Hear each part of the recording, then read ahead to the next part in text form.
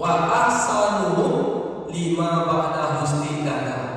Kemudian dia persiapkan dirinya menghadapi kematian tersebut.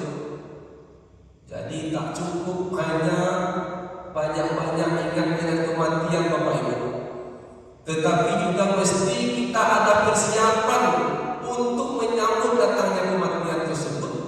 Ulaika al-agyas, kata Rasulullah. Maka itulah orang-orang yang cerdas. Jadi orang yang cerdas itu Bapak Ibu apa?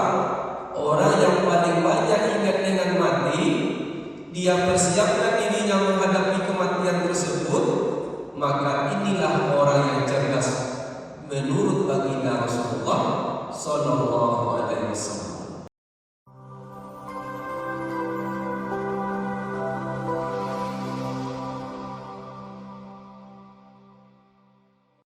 Warahmatullahi wabarakatuh.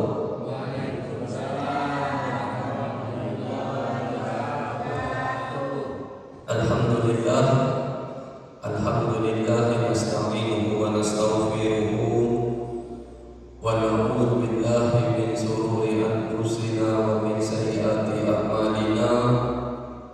May yahdihillahu fala mudilla lahu wa may yudlil fala hadiya lahu. Asyhadu an la ilaha illallah wahdahu la syarika lahu wa asyhadu anna Muhammadan abduhu wa rasuluh. Allahumma shalli ala sayyidina Muhammad wa ala alihi wa ashabihi wa man tabi'ahum bi ihsani ila yaumiddin. Wajiblah bagi kita untuk selalu bersyukur kepada Allah Subhanahu wa taala atas segala limpahan rahmat dan nikmatnya, sehingga pada subuh hari ini kita diberikan kesehatan, kesempatan, sehingga kita masih dapat melaksanakan sholat subuh berjamaah. Berselawat kita kepada baginda Rasulullah sallallahu alaihi wasallam dengan mengucapkan Allahumma shalli ala sayyidina Muhammad wa ala ali sayyidina Muhammad. Mudah-mudahan dengan salawat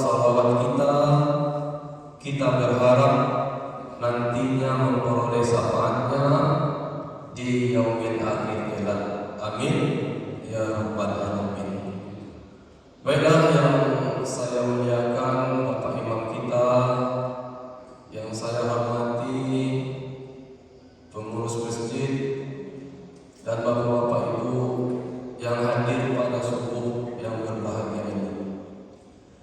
Jemaah salat subuh yang dimuliakan oleh Allah Subhanahu wa taala, tidak terasa dengan bergantinya hari ke hari, minggu ke minggu, bulan ke bulan dan tahun ke tahun, kita saat ini sudah berada di bulan Muharram 1445 Hijriah. Maka jemaah salat subuh yang dimuliakan oleh Allah, dengan bertambahnya tahun, maka bertambah pula usia kita. Tetapi kenyataan pada hakikatnya, bertambahnya usia kita berarti berkuranglah jatah hidup kita di dunia ini. Yang mana kalau kita mengikuti usianya baginda Rasulullah 63 tahun, jadi dengan bertambahnya umur kita, maka otomatis berkuranglah jatah hidup kita di dunia ini. Kalau usia kita sudah 50 tahun, mengikuti Rasulullah berarti 13 tahun lagi, Bapak Ibu. Kalau yang sudah 60 tahun berarti 3 tahun lagi. Kalau usianya 62 tahun 11 bulan 29 hari, berarti ini hari terakhir. Jadi Bapak Ibu yang dimuliakan oleh Allah, makanya Rasulullah SAW memerintahkan, menyarankan kepada kita untuk kita itu banyak-banyak ingat dengan nama-namanya kematian ini.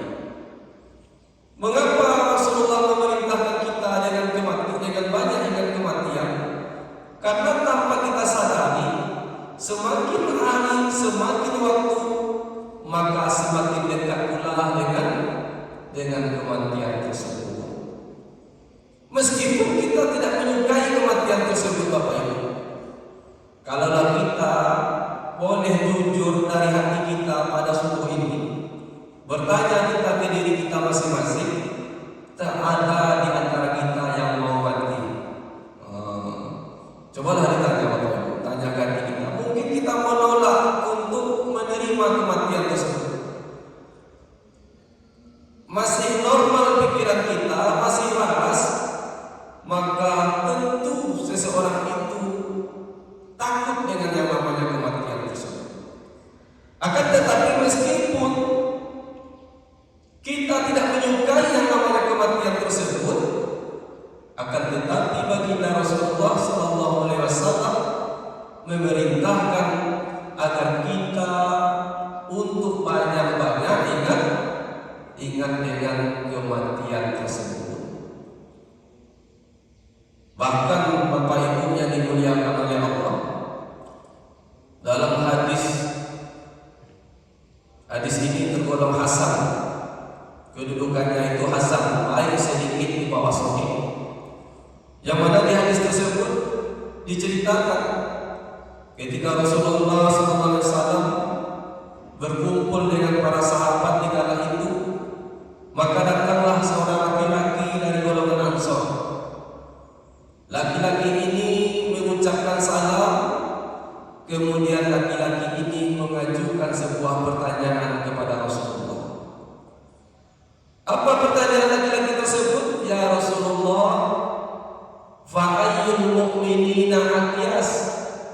Ya Rasulullah, siapa itu orang yang cerdas? Ini ditanyakan laki-laki tersebut, Bapak Ibu. Ya Rasulullah, siapa itu orang yang pintar?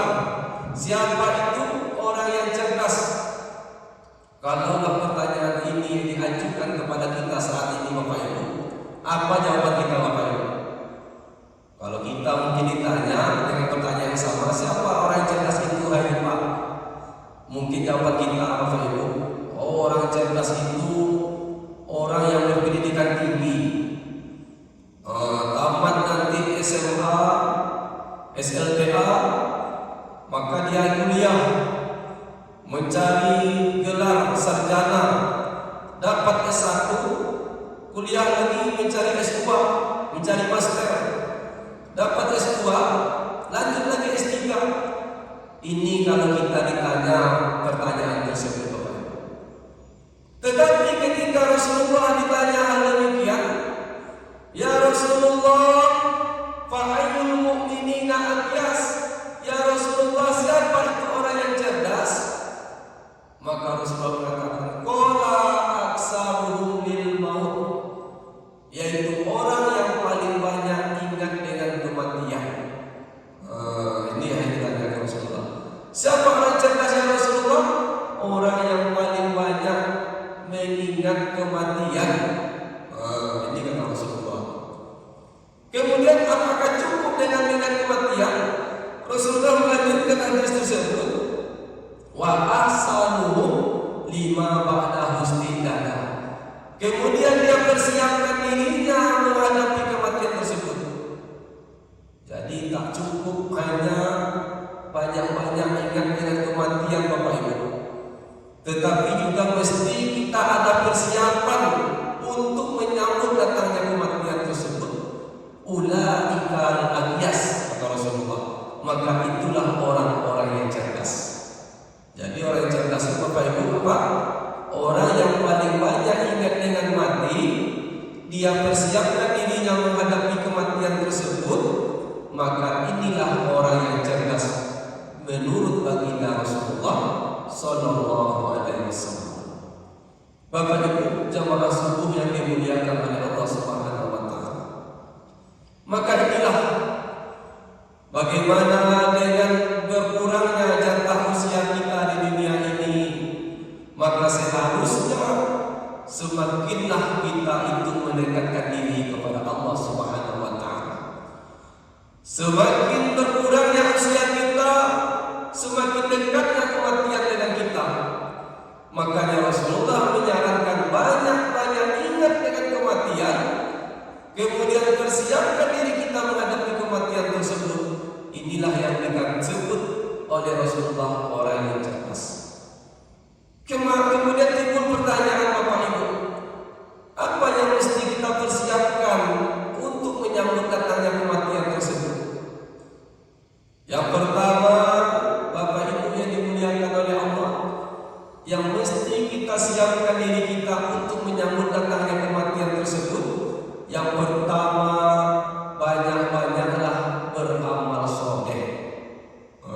Ini persiapan kita, Bapak Ibu. Banyak-banyak melaksanakan amal soleh, karena dalam Al-Quran dikatakan ada 2 syarat yang mesti kita siapkan untuk dapat berjumpa dengan Allah di akhirat nantinya. Untuk dapat berjumpa Allah di surga ada 2 syaratnya, kata Allah. Dalam Al-Quran surah Al-Kahfi ayat 110, di situ dikatakan Bapak Ibu, A'udzu billahi minas syaitonir rajim. Bismillahirrahmanirrahim. Faman kana yarju liqa'a rabbih falyamal amalan shalihan wa la yusyrik bi ibadati rabbih ahada. Sadaqallahul azim. Bahwasanya di situ dikatakan, barang siapa yang mengharap berjumpa dengan Tuhannya, barang siapa yang mengharap berjumpa dengan Allah nantinya di surga, maka perbanyaklah melakukan falyamal amalan sholihan. Banyak-banyaklah melakukan amal soleh. Ini diperintahkan Bapak Ibu. Banyak-banyak kita beramal soleh ketika kita hidup di dunia ini, Bapak Ibu. Selagi Allah berikan kita kesempatan, jangan nunda-nunda untuk melakukannya. Banyak-banyak melakukan amal soleh, karena nantinya orang-orang yang lalai semasa hidupnya, azan-azanlah orang, sholat-sholatlah orang, sedekah-sedekahlah orang, tak mau dia peduli, lalai semasa hidupnya, maka ketika mati nantinya, ketika di akhirat nantinya, dia minta dikembalikan ke dunia untuk dapat melakukan amal soleh itu, Bapak Ibu. Maka dalam surah Sajadah ayat 12 itu bisa kita lihat. Di situ dikatakan, Bismillahirrahmanirrahim, walau tara idzil mujrimuna nakisu ru'usihim inda rabbihim rabbana absarna wa sami'na farji'na na'mal sholihan inna muqinun.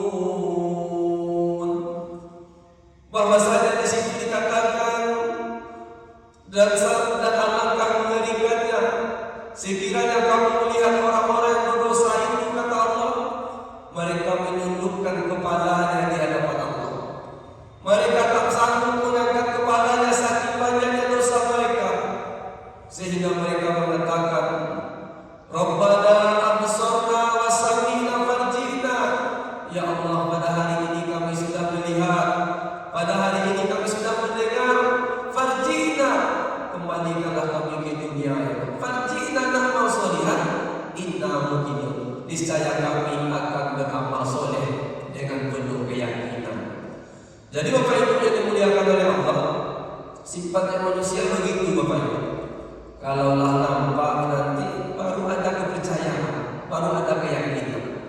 Ketika nantinya di akhirat kelak sudah diperlihatkan perbuatannya semasa hidup di dunia, diperlihatkan ibarat kita menonton televisi, apa yang kita lakukan semasa hidup itu diperlihatkan lagi, Bapak Ibu. Oh, si bulan ini tanggal sekian, bulan sekian pernah melakukan dosa.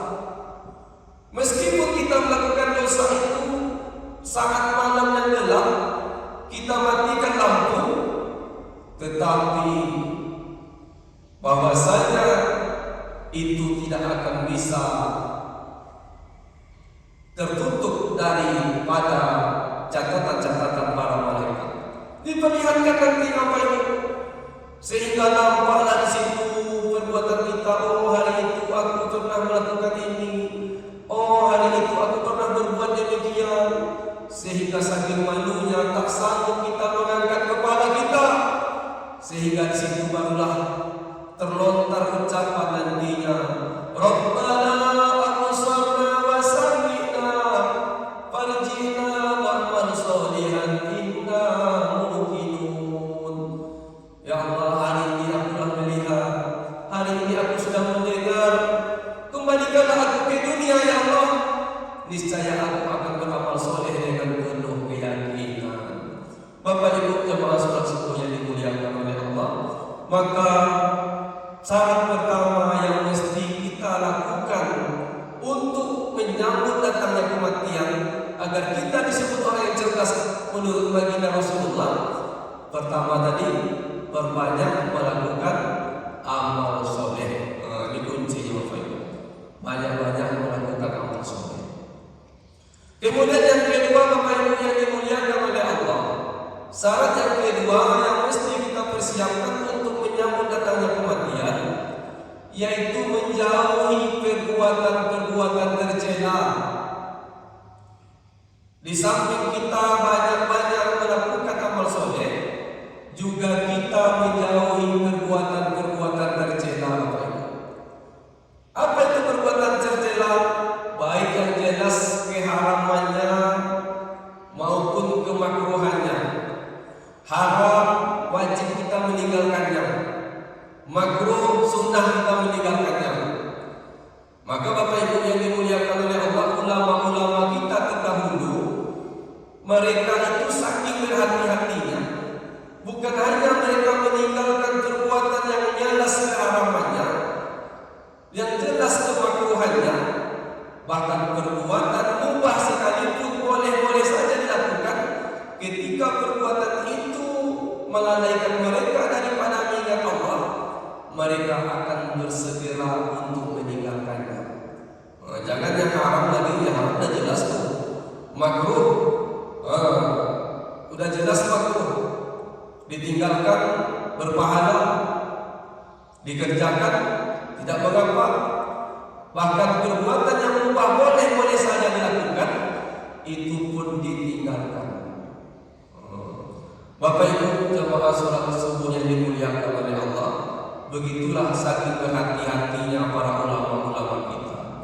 Maka kita ini perbuatan-perbuatan tercela mesti kita jauhi, apalagi yang jelas haramnya. Karena Bapak Ibu yang dimuliakan oleh Allah, perbuatan-perbuatan yang haram seperti dosa dan maksiat, ketika itu dilakukan, maka itu akan dapat menguburkan kebaikan-kebaikan kita, meskipun kebaikan itu besarnya sebesar gunung, kata Rasulullah. Dalam hadis riwayat Ibnu Majah dikatakan oleh Rasulullah, hadis ini bahwasanya dikatakan oleh Rasulullah bahwa nantinya di hari kiamat akan datang golongan sekelompok manusia yang mana mereka akan membawa kebaikan-kebaikan mereka itu, membawa amal-amal soleh mereka itu, kata Rasulullah, yang besarnya sebesar gunung Tihamah yang warna putih. Akan tetapi nantinya kebaikan mereka itu, kata Rasulullah, akan dijadikan oleh Allah seperti debu yang berterbangan, tak ada tersisa Bapak Ibu. Sehingga bertanyalah salah sahabat yang bernama Sauban radhiyallahu anhu. Beliau bertanya, ya Rasulullah, siapa mereka ya Rasulullah? Dari golongan mana mereka ya Rasulullah? Agar kami tidak termasuk ke dalam golongan tersebut. Maka Rasulullah mengatakan, mereka adalah saudara-saudaramu, mereka adalah dari golonganmu, akan tetapi mereka adalah manusia sekelompok manusia yang ketika berada dalam kesendirian mereka bermaksiat kepada Allah Subhanahu wa taala. Artinya apa Bapak Ibu? Mereka itu taatnya hanya ketika banyak orang yang melihat. Ketika berada di kumpulan orang yang ramai, mereka ibadahnya luar biasa. Tetapi ketika sudah berada dalam posisi sendiri-sendiri, mereka pun mudah melakukan maksiat kepada Allah Subhanahu wa taala. Ini disebut dengan riya. Ibadahnya itu bukan karena Allah lagi, tetapi bagaimana ibadahnya tersebut mendatangkan pujian-pujian dari manusia. Sehingga ketika tak ada manusia, bahkan bukan dia melakukan ibadah, justru melakukan dosa-dosa kepada Allah Subhanahu wa taala. Jadi Bapak Ibu yang dimuliakan oleh Allah, yang kedua, menjauhi perbuatan-perbuatan tercela. Kemudian yang ketiga, Bapak Ibu yang dimuliakan oleh Allah Subhanahu wa taala, perbuatan yang mesti kita lakukan, persiapan yang mesti kita lakukan untuk menghadapi kematian tersebut. Yang ketiga, yang terakhir adalah bersegera bertobat kepada Allah Subhanahu wa taala. Jangan menunda-nunda lagi Bapak Ibu yang dimuliakan oleh Allah. Umur kita tidak tahu kapan nantinya waktu kematian kita. Mati itu tak perlu, tak mesti sakit. Terkadang kita menilai kematian itu mesti ada sakit. Ketika ada diumumkan di masjid, inna lillahi wa inna ilaihi raji'un, telah berpulang ke rahmatullah seorang hambanya bernama si fulan. Apa perkataan yang keluar dari kita? Apa sakitnya? Itu. Apa sakit bapak itu? Semalam sehat kan? Seolah-olah kematian itu mesti sakit dulu. Padahal Bapak Ibu yang dimuliakan oleh Allah, kematian itu tak pandang sakit, tak pandang usia, tak pandang muda tuanya seseorang. Ketika sudah datang waktunya, mau tidak mau, suka tidak suka, seseorang itu akan berangkat meninggalkan dunia ini. Maka Bapak Ibu yang dimuliakan oleh Allah, maka ketika Allah masih memberikan kesempatan kepada kita, bersegeralah untuk bertobat. Jangan menunda-nunda waktu lagi Bapak Ibu. Boleh jadi subuh ini kita sehat walafiat, belum tentu ada jaminan nantinya kita masih hidup sampai siang hari. Maka karena kematian itu suatu rahasia Allah, maka mesti persiapan kita, yaitu yang ketiga ini adalah bersegeralah bertobat kepada Allah Subhanahu wa taala. Tidak ada manusia yang tidak berdosa. Setiap kita ini berdosa. Tidak ada manusia yang tidak berdosa. Tetapi sebaik-baik manusia adalah ketika dia melakukan dosa, dia bersegera bertobat kepada Allah Subhanahu wa taala. Ketika kita melakukan dosa, istighfar secepat segera mungkin. Astagfirullahaladzim. Bersegeralah bertobat kepada Allah. Kalau kita berdosa kepada Allah Subhanahu wa taala, yaitu kita menyesali perbuatan dosa kita tersebut. Kemudian kita menjauhi, meninggalkan maksiat dosa itu, berjanji tidak akan mengulanginya lagi dan memperbanyak istighfar. Ini kalau dosa kita terkait kepada Allah Subhanahu wa taala. Menyesal atas dosa kita, kemudian kita tinggalkan maksiat tersebut, berjanji tidak mengulanginya lagi, dan banyak-banyaklah mohon ampun kepada Allah, banyak-banyak beristighfar. Ini dosa terkait kepada Allah. Kalau ada dosa terkait sesama manusia, tambah lagi syaratnya, yaitu dengan cara minta kehalalan bagi orang-orang yang kita sakiti tersebut. Ada haknya kita ambil, kita kembalikan. Oh, sudah meninggal dunia, orang pun jumpai keluarganya, minta izin kepada keluarga, minta kehalalan kepada keluarganya. Karena dosa kita sesama manusia itu tak, meskipun kita banyak-banyak istighfar kepada Allah, mesti kita itu menyelesaikan sesama kita manusia. Bapak Ibu jemaah sekalian yang dimuliakan oleh Allah, makanya Allah mengatakan, wasari'u ila maghfiratin min rabbikum wa jannatin arduhas samawati wal ardh uiddat lil muttaqin. Dan bersegeralah kamu menuju ampunan Tuhanmu yang surganya seluas langit dan bumi, dan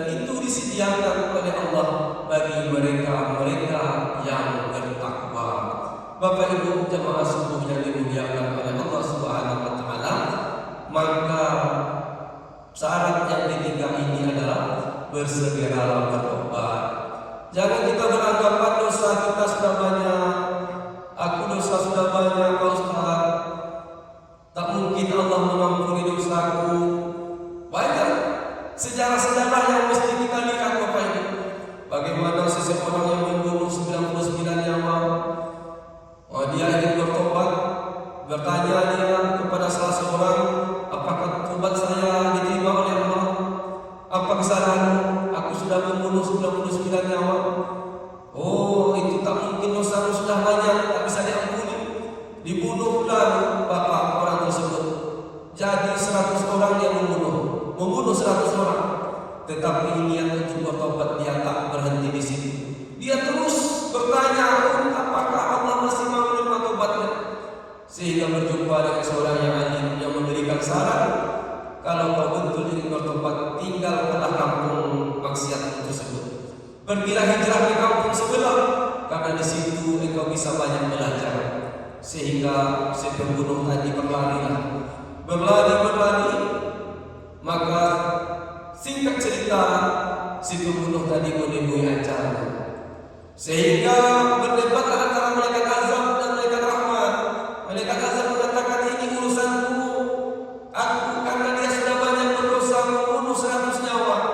Kata malaikat rahmat, tidak, dia sudah berniat untuk bertobat kepada Allah. Sehingga diukurlah jarak antara dia kampung yang ia tinggalkan dengan kampung yang akan dia tuju. Ternyata hanya berjarak beberapa langkah. Sehingga pemuda laki-laki pembunuh tadi diampuni oleh Allah Subhanahu wa taala, baru berniat untuk bertobat, belum sempat melakukan amal soleh. Maka Bapak Ibu yang dimuliakan oleh Allah, bersegeralah bertobat kepada Allah Subhanahu wa taala.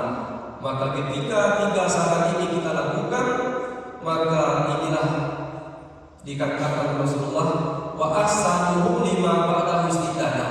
Persiapkan diri untuk menghadapi kematian. Ulaika al-aqyas, dan inilah orang-orang yang cerdas. Maka Bapak Ibu yang dimuliakan oleh Allah, dengan bertambahnya umur kita, dengan pergantian tahun, berkurangnya tahun usia kita, maka persiapkanlah diri kita untuk menghadapi kematian tersebut seperti yang dimaksudkan oleh baginda Rasulullah. Banyak ingat kematian, persiapkan diri menghadapi kematian. Maka inilah orang-orang yang cerdas, kata baginda Rasulullah sallallahu alaihi wasallam. Mungkin inilah yang dapat disampaikan pada subuh yang berbahagia ini. Mudah-mudahan Bapak Ibu yang dimuliakan oleh Allah, kita termasuk orang-orang yang cerdas yang dimaksudkan oleh baginda Rasulullah.